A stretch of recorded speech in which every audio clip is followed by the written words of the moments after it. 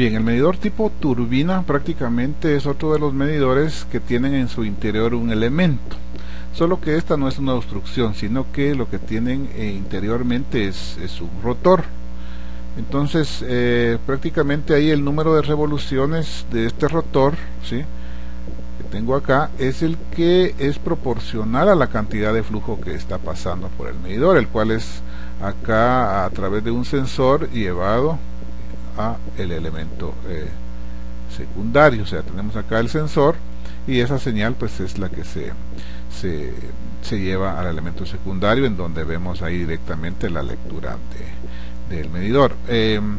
Y como ustedes pueden ver ahí, este es un medidor que va montado directamente en la tubería a través de unas bridas, ¿sí?, en donde dijéramos que ahí la velocidad lineal del flujo, ¿sí?, se convierte en una velocidad angular, ¿sí?, y esa velocidad, como les dije, pues es equivalente a la cantidad de fluido que circula por el medidor, ¿sí? Luego tenemos este otro medidor que es específicamente para la medición de gases, ¿sí?, el Swirlmeter. Podemos ver ahí de que el cuerpo en sí de este medidor, que es lo que está acá sombreado en negro, si seguimos acá el contorno o la pared, mejor dicho, se asemeja mucho a lo que es un tubo Venturi, ¿sí? O sea, se tiene acá y luego acá un cono divergente, podríamos decir, más o menos se asemeja a lo que es un tubo Venturi. Acá los componentes de este medidor es un swirler que tienen acá, es un elemento que lo que hace es ocasionar un remolino acá en el gas que estamos midiendo, y esas vibraciones, digamos, de esos remolinos son las que acá a través de este sensor se detectan, ¿sí?, y lógicamente pues tenemos acá ya, si fuera un instrumento de campo, pues la lectura acá en esta carátula, o si el elemento necesita tener en un panel el indicador, pues luego acá se lleva por medio de un transmisor, ¿sí?, al panel de instrumentos.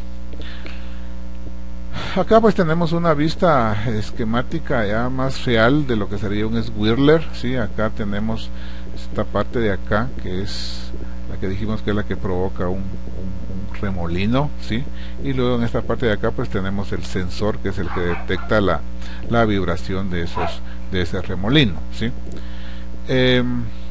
Luego otro principio por medio del cual se mide el flujo es por medio de la emanación de vórtices, que fue uno de los principios que vimos en la primera parte acá de medidores de flujo, ¿sí?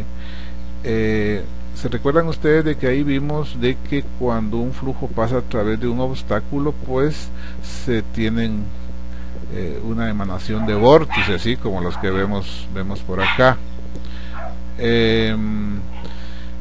Entonces, al medir esas emanaciones de vórtices, pues se tiene también una lectura de una cantidad de flujo, ¿sí? El sensor acá es activado por una fuente de corriente constante, ¿sí? Muy bien. Luego, otro tipo de medidores son los anemómetros, ¿sí? Los anemómetros pues son instrumentos que fundamentalmente se utilizan para medir la velocidad del aire, ¿sí? Estos pues se utilizan tanto en canales abiertos como en canales cerrados, de tal forma de que existen fundamentalmente dos tipos de anemómetros, ¿sí? Los anemómetros tipo propela, están acá, que aparece acá, y los anemómetros de cazoletas, ¿sí? Acá pues tenemos una vista de cada uno de ellos. Tenemos en la parte izquierda lo que es el anemómetro tipo propela, ¿sí? O sea, y acá pues tenemos el anemómetro de cazoletas. El anemómetro de cazoletas generalmente se utiliza para la medición de aire en estaciones meteorológicas, mientras que la aplicación más industrial, por así decirlo, ¿sí?, pues la tenemos con el anemómetro tipo propela, ya que el anemómetro tipo propela nos sirve para medir flujo en ductos, ¿sí? Mientras que el anemómetro de cazoleta se utiliza para medir flujo en canales abiertos o a la intemperie, dijéramos. Aquí pues tengo un par de anemómetros tipo cazoletas, en donde este que tengo acá en el lado izquierdo, pues este se utiliza en estaciones meteorológicas, es un instrumento de campo fijo en un sitio específico, y acá pues también tengo un anemómetro de cazoletas, solo que este es portátil, ¿sí? Acá pues podemos ver su indicador, ¿sí?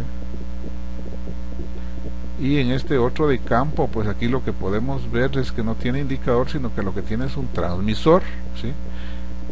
Ya que la velocidad pues se ve en otro lado, en donde seguramente va a estar el panel de instrumentos, ¿sí? Y acá pues tengo un anemómetro, como ustedes pueden darse cuenta, es un anemómetro del tipo propela. Podemos ver aquí en este caso la propelita, es un anemómetro muy pequeño, es un anemómetro multivariables, o sea, no únicamente me mide la velocidad del viento, ¿sí? Que es fundamentalmente la primera parte que tiene acá, sino que también me mide la temperatura, ¿sí? La humedad, la presión, y también me mide el punto de rocío. O sea, dependiendo de la aplicación que ustedes quieran, pues así se pueden encontrar la variedad de anemómetros. Otro medidor que no debemos de dejar pasar por alto son los vertederos. Si bien es cierto, estos son medidores que se utilizan para medir flujos en canales abiertos, pues en algún momento podríamos tener la necesidad de utilizar un vertedero en nuestra planta para medir un flujo. Ustedes se recuerdan esto, de alguna manera ustedes ya lo vieron en el curso de hidráulica o mecánica de fluidos. Pues tenemos el vertedero trapezoidal, ¿sí? Que está diseñado para medir de 6 a 8 metros cúbicos por segundo, perdón, de 6 litros a 8 metros cúbicos por segundo. El rectangular, que es hasta 10 metros cúbicos por segundo, y el triangular, que es el que más utilizamos nosotros, ¿sí? Porque son flujos muy pequeños, o sea, para flujos menores a 6 litros por segundo. Si ustedes se recuerdan de la teoría de los vertederos, pues básicamente esto está en función de la altura, ¿sí? Hay una formulita ahí que nos relaciona algunas variables, pero está en función a la altura del líquido, de la napa de ese líquido. Acá pues podemos ver un par de ejemplos, en donde en el de la izquierda pues sí tengo un medidor que no habíamos mencionado, que es el canal partial. Realmente el canal partial, como ustedes pueden ver aquí, la forma de un canal es prácticamente un tubo Venturi, solo que un tubo Venturi abierto. Es un tubo Venturi que me sirve para medir flujos, ¿sí? en canales abiertos. La diferencia entre un vertedero y un canal partial es de que el canal, ¿sí? El canal me permite medir fluidos con muchos sólidos en suspensión, inclusive hasta algunas lechadas, ¿sí? En ambos podemos ver de que acá tenemos el detector, ¿sí? Y en ambos pues acá este detector está conectado a un registrador, ¿sí? O sea, vemos acá de que ambos pues nos registran ahí la cantidad de flujo que está circulando por cada uno de los medidores. Bueno, luego otro medidor, este sí es para canales cerrados, o sea tuberías, es el de la placa de impacto. Ahí, tal y como podemos ver, la fuerza acá del flujo pues impacta directamente en este elemento, ¿sí? Lo cual provoca acá cierto momentum, dijéramos, ¿sí? Ese momentum pues va acá hacia lo que es un transmisor, ¿sí? Para mandarlo y leerlo en un instrumento indicador que puede estar colocado en un panel o en algún lugar específico del proceso, ¿sí? Luego otro medidor, este sí es para canales cerrados, o sea tuberías, es el de la placa de impacto. Ahí, tal y como podemos ver, la fuerza acá del flujo pues impacta directamente en este elemento, ¿sí? Lo cual provoca acá cierto momentum, dijéramos, ¿sí? Ese momentum pues va acá hacia lo que es un transmisor, ¿sí? Para mandarlo y leerlo en un instrumento indicador que puede estar colocado en un panel o en algún lugar específico del proceso, ¿sí? Luego tenemos acá el medidor magnético de caudal. ¿Sí? Este medidor magnético de caudal opera en base al principio de la ley de Faraday, que establece que la tensión inducida a través de cualquier conductor al moverse este perpendicular a través de un campo magnético es proporcional a la velocidad del conductor, de tal forma de que entonces el flujo circula acá dentro de la tubería, ¿sí? Y entonces acá se forma un campo magnético, ¿sí? Ahora, la definición ahí que vimos anteriormente dice y habla de un conductor. Eso quiere decir que el fluido que estamos midiendo, y esa es una de las desventajas que pudiera tener este medidor, el fluido que estamos midiendo debe ser de alguna manera conductor. O sea, eso quiere decir que un fluido químicamente puro pues no podría ser, y que no tenga nada de conductividad, un medidor de flujo magnético pues no lo va a poder detectar. La ventaja de este medidor es que no hay ningún elemento dentro de la tubería, ¿sí? O sea, no existe ningún elemento dentro de la tubería más que el campo magnético, que no sería ningún obstáculo para este medidor, y por consiguiente no va a tener pérdida de carga o de presión. Luego, otro medidor es el que opera por el efecto giróscopo. Este medidor básicamente opera por el principio de momentum angular. Y ese momentum lo que ocasiona es de que se provoca una vibración, ¿sí? Esa vibración pues es monitoreada y es la que nos da la cantidad de flujo que circula por el medidor. Luego otro medidor es el medidor térmico. Yo siempre les menciono de que este medidor es un medidor que se parece mucho al medidor de presión diferencial, dijéramos. Solo que acá lo que tenemos es una diferencia de temperatura, ¿sí? Acá tengo una resistencia T1 y aquí tengo una resistencia que me detecta la temperatura 2, ¿sí?